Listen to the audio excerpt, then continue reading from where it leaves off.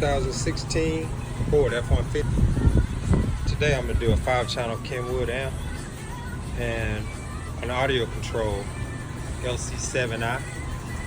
And what I'm about to show you is the location to where I'm going to put the computer.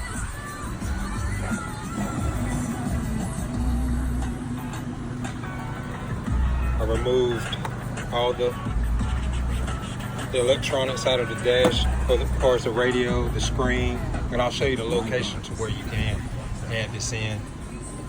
I did go ahead and take it all apart. Just give you a rundown.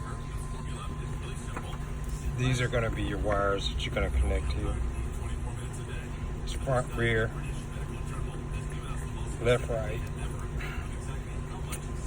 All your wires are in here, including your center channel wire, which you're not going to mess with. But you see this plate? It sits behind the actual touchscreen panel. I'm going to add this right here. If you can see it. And that way you can get to all your adjustments. If you do have to adjust anything, it's just a couple of screws you got to take out to pop that display out, and then you can basically get to everything while it's still plugged up, to be honest with you. But yeah, I'll show you a couple more clips when I get done, and we'll just go from there. All right.